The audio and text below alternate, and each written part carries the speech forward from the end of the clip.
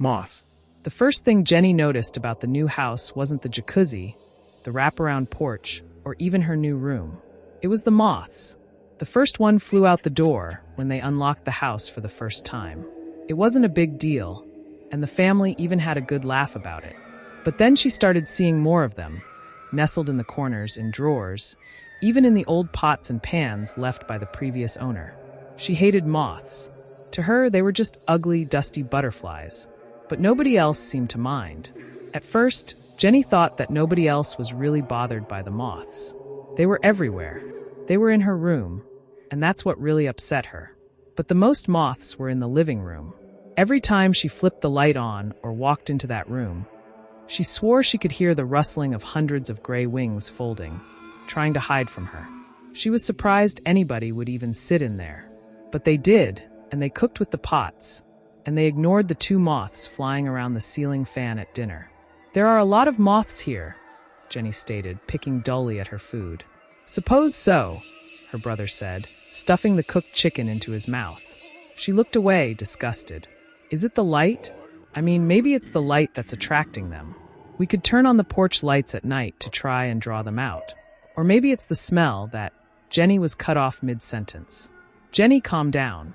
There are hardly any moths. You're just overreacting," her father said, cutting his food. "I haven't noticed any," her mother said, slowly sipping her soup. Since she had gotten sick, she hadn't spoken much. She was looking better today, it seemed. Or perhaps it was just the lighting. Jenny remained silent, eyeing the moths above her head. She didn't sleep that night. She couldn't. It seemed whenever she closed her eyes, the moths started moving. They hid from her. Of course, they knew she would swat them if she saw them. But when her eyes were closed, they moved. She put in her earphones and tried to block out the noise. It took her an hour, but she finally fell asleep. Her dreams were gloomy and confusing, and she didn't remember them in the morning. But the words screamed in her dream were still in the back of her mind. The moths. She awoke to the sun peeking through her window. She sighed and covered her head with her covers. An eruption of wings came from her bed, flying up past her face. She screamed, realizing the moths were not only on her bed, but also in her bed. She jumped out and ran into the hallway, panting. Her brother stumbled out of his room, wide eyes glazed over. What?" he asked, looking around. She could only stare as 3 moths slowly climbed through his doorway onto the ceiling. She covered her mouth as another moth crawled over her brother's foot. He didn't even notice. "There are moths everywhere," she screamed. "How do you not see them?" He sighed. "You're such a drama queen," he mumbled, going back into his room. Jenny stayed, staring at her open door, back against the wooden railing, for a while. She couldn't go back in there. She couldn't. It had been like this for a week already. No more. She went downstairs for breakfast, still in her pajamas. Her father looked up at her in mild surprise. "Aren't people usually dressed by 8:30? He asked, returning to his toast. "Yeah, funny thing about that.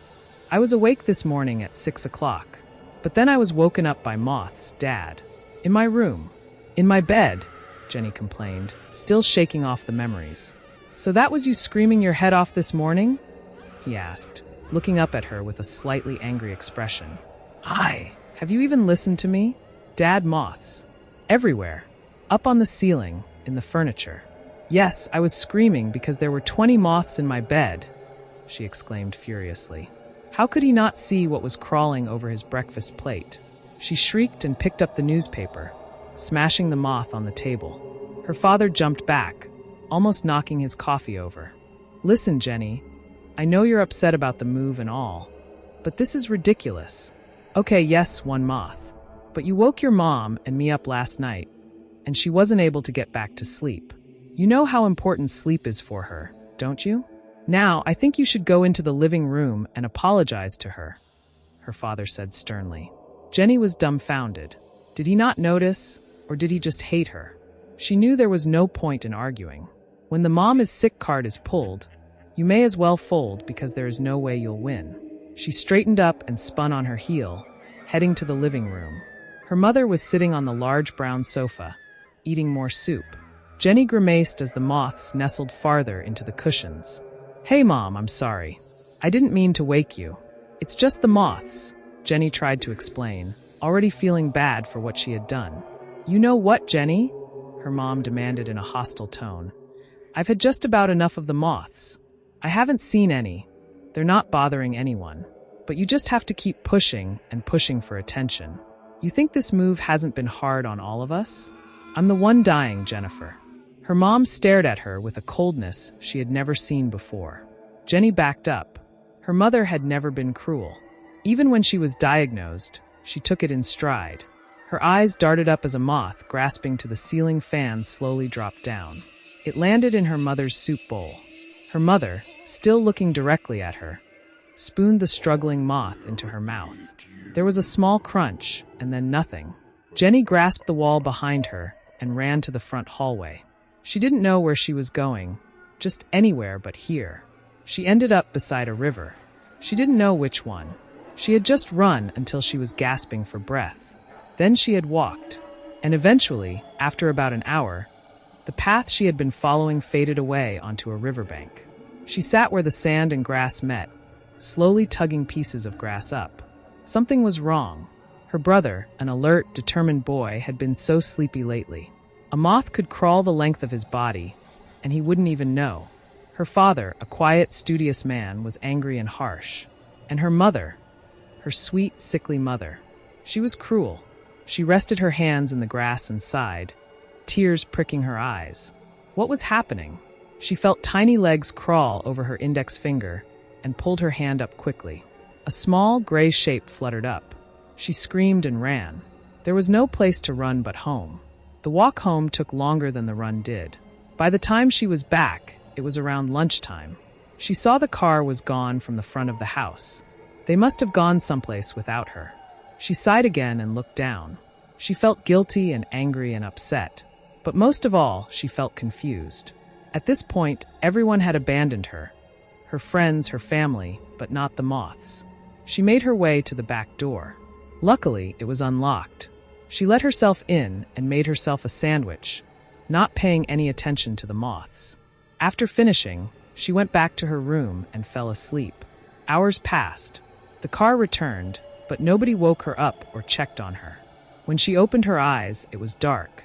She didn't sit up or even move. She knew the moths were there. What did it matter? There were moths on her ceiling. Maybe one would fall into her mouth.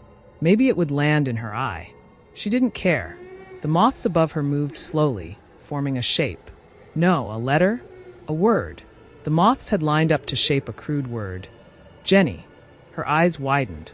Sure, nobody cared about her, and she had nobody left to rely on. But moths could spell. They rearranged themselves. 3 words in order, we need Jenny. A shape moved in the corner. Jenny's eyes quickly shot to the object. At first, it looked like a mass of moths moving together in a cloud. But then she saw it, 2 red eyes staring at her. At first, she thought she imagined it, but it grew closer. It was in the shape of a man, but with wings. His body was covered with short gray fur. She should be scared. She should be screaming. But something about this was calming, like this was meant to happen. He reached out an arm to her. The moths above her now read, "Go." She sat up, the moths flying up around her, dispersing from her covers. And she took his hand. It was warm yet cool at the same time. The fur was rough, and small claws protruded from his fingertips. His claws did not hurt her, though. He needed her, as did the moths. The moths needed a queen.